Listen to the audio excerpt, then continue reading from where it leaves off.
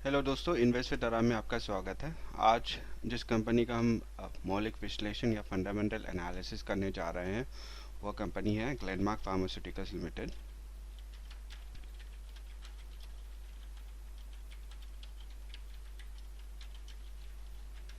जैसे हम सभी जानते हैं कि ये कंपनी हेल्थ केयर सेक्टर की है और इंडस्ट्री है इसकी फार्मास्यूटिकल्स एंड ड्रग्स।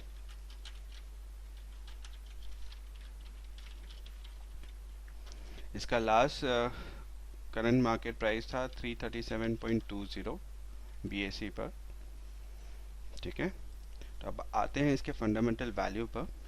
इसका मार्केट कैप है 9514.71, जो इसे मिड कैप कंपनी कहलाता है। इसका अर्निंग पर शेयर था 25 रुपये 42 पैसे का। प्राइस टू अर्निंग रेशियो है 13.27 का और इंडस्ट्री पीई है इसका 30.69। तो आप यहाँ पे देख सकते हैं इंडस्ट्री पीई ज़्यादा है कंपनी के पीई से, तो ये हमें बाई का सिग्नल दे रहा है। अब आते हैं बुक वैल्यू पर शेयर पर। बुक वैल्यू है इसका 215 रुपये 71 पैसे का। प्राइस टू बुक वैल्यू है 1.56 का। ये कंपनी डिविडेंड देती है और इसका डिविडेंड यील्ड है 0.59 और कंपनी का फेस वैल्यू है 1 रुपये का और नंबर ऑफ शेयर सब्सक्राइब्ड जो है वो है 28.22 करोड़ का। अब आते हैं इसके 52 वीक लो और हाई पर। तो 52 वीक हाई इसका था 653.6 और 52 वीक लो था 168 और इसका लास्ट डिलीवरी क्वांटिटी था 18.6%। तो यहाँ पे आप देख सकते हैं कि ये काफ़ी नज़दीक था कुछ दिनों पहले। इनफैक्ट एक महीने पहले ये 170 के पास ही था और 170 से अभी ये 337, इनफैक्ट 370 भी जा चुका है और अभी भी इसमें ये संभावना है कि ये अपने 52 वीक हाई को टच कर सकता है। लेकिन हम ये देखेंगे कि क्या ये इन्वेस्टमेंट वर्थ है, क्या ये कंपनी अच्छी है उसके फंडामेंटल एनालिसिस के आधार पर या नहीं। उसके बाद ही हम ये सोचेंगे कि हमें इसमें निवेश करना चाहिए या नहीं। तो अब हम आते हैं टेक्निकल इंडिकेटर्स पर। तो इंडिकेटर्स पे आप देखने जाएंगे तो आप देख सकते हैं रिलेटिव स्ट्रेंथ इंडेक्स जो है वो 68.82 का है, मतलब लगभग अपने ओवरबॉट कंडीशन के पास है। मनी फ्लो इंडेक्स है 80.33 और इसका मैकडी जो बता रहा है वो है 25.11 और स्टोकेस्टिक जो बता रहा है वो है 78.15। तो यहाँ पे आप देख सकते हैं कि टेक्निकल इंडिकेटर के आधार पर जो भी ये वैल्यूज़ है उसके आधार पर हमें अभी इस कंपनी में निवेश नहीं करने का सिग्नल मिला हुआ है।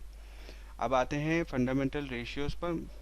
तो पहला जो रेशियो है वो है रिटर्न रेशियो। रिटर्न रेशियो में भी हम पहला जो रेशियो देखते हैं वो देखते हैं return to equity, return on equity. Return on equity है 17.21%, ये काफ़ी अच्छा माना जाता है। रिटर्न ऑन कैपिटल एम्प्लॉयड है 16.47, ये भी बहुत अच्छा है। रिटर्न ऑन एसेट्स है 7.98। तो आप यहाँ पे देख सकते हैं रिटर्न रेशियो के आधार पर हमें बाई का सिग्नल मिला हुआ है। अब आते हैं एफिशिएंसी रेशियो पर। एफिशिएंसी रेशियो में पहला जो रेशियो है वो है एबिटा मार्जिन का। Earnings before income tax depreciation and amortisation margin कहलाता है ये। तो ये है 18.18। एबिट मार्जिन है 16.58। पैट मार्जिन है 9.38। अर्निंग पर शेयर है 32.78। एसेट टर्नओवर रेशियो है 0.85। डेज ऑफ रिसीवेबल्स है 83.73। डेज ऑफ पेएबल्स है 97.43 और डेज ऑफ इन्वेंट्री है 79.22। डेज ऑफ रिसीवेबल्स यही बताता है कि इस कंपनी को पैसे कितने दिन में मिलते हैं। डेज ऑफ पेएबल्स ये बताता है कि इसे पैसों का भुगतान कितने दिनों में करना होता है और डेज ऑफ इन्वेंट्री बताता है कि कितने दिन तक इनके गोडाउन में माल पड़ा रहता है। तो इसके आधार पर आप देख सकते हैं, एफिशिएंसी रेशियो के आधार पर आप देख सकते हैं कि कंपनी बहुत अच्छा कर रही है और इसीलिए हमें बाई का सिग्नल मिला हुआ है। अब आते हैं ग्रोथ रेशियो पर। नेट सेल्स ग्रोथ है 8.72 सालाना, एबिटा ग्रोथ है 5.11 का, नेट प्रॉफिट ग्रोथ है 15.07 का और ईपीएस ग्रोथ है 15.08। तो आप देख सकते हैं ग्रोथ रेशियो के आधार पर भी हमें एक बाई का सिग्नल मिला हुआ है। अब आते हैं सॉल्वेंसी रेशियो पर। ये बहुत ज़रूरी होता है सॉल्वेंसी देखना। तो सॉल्वेंसी रेशियो में जो पहला रेशियो है वो है टोटल डेब्ट टू इक्विटी रेशियो, जो कि 0.8 है, जो कि इतना अच्छा नहीं कहलाता। और इंटरेस्ट कवरेज रेशियो जो है 4.89 और करंट रेशियो है 1.67। अब यहाँ पे आप देख सकते हैं कि जो इंटरेस्ट कवरेज रेशियो है, इससे ये समझ में आता है कि इनकी जितनी ईएमआई या तो इंटरेस्ट पेमेंट में पैसे जाते हैं उसका 4 गुना ज़्यादा या तो 4.8 गुना ज़्यादा ये पैसे कमाते हैं। करंट रेशियो 1.67 का है, वो भी अच्छा कहलाता है। अब आते हैं कैश फ्लो रेशियो पर। कैश फ्लो रेशियो पे पहला है कैश फ्लो पर शेयर, वो है 46.93, जो कि अच्छी बात है। और फ्री कैश फ्लो पर शेयर है 5.32, जो कि ठीक ठाक है। अब आते हैं हम वैल्यूएशन रेशियो पर। वैल्यूएशन रेशियो है, पहला है प्राइस टू अर्निंग रेशियो। ये बहुत ही मशहूर रेशियो है, सभी को पता है इस बारे में। पी बाई ई रेशियो कहते हैं, 19.69 है। प्राइस टू बुक रेशियो है 3.26। देखिए अब हमें अभी इतने सारे विश्लेषण करने हैं, लेकिन इससे पहले ही हमें बाई का सिग्नल मिल गया है। फिर भी हम आते हैं price to cash flow ratio पर और जानते हैं कि ये क्या वैल्यू हो सकती है।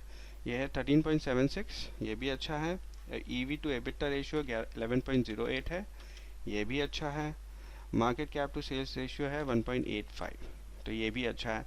तो आप देख सकते हैं कितने सारे आधारों पर, कितने सारे मौलिक आधारों पर ये कंपनी अच्छा कर रही है। अब आते हैं शेयर होल्डिंग पैटर्न पर। जो इस कंपनी के इंडियन प्रमोटर है, उनके पास टोटल शेयर्स जो कंपनी के पड़े हुए हैं वो है 46.59 और फॉरेन प्रमोटर कोई है नहीं इस कंपनी में।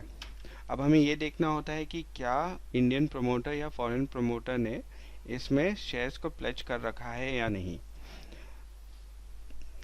प्लेज करना मतलब अपने शेयर्स बैंक को दे देना ताकि उनसे पैसे उधार पे ले सके और उसका ब्याज का भुगतान कर सके।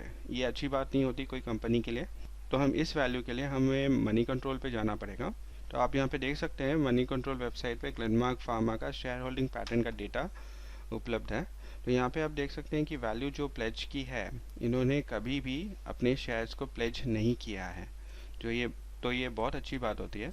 तो हमें सिर्फ एक्सेल में जाकर इसे ज़ीरो कर देना। तो यह हमें पूरा मौलिक विश्लेषण यह बताता है कि ये कंपनी काफ़ी अच्छी स्थिति पर है और इसके फंडामेंटल वैल्यूज़ बहुत अच्छे हैं और इस कंपनी में इस समय पर हमें निवेश के बारे में सोचना चाहिए।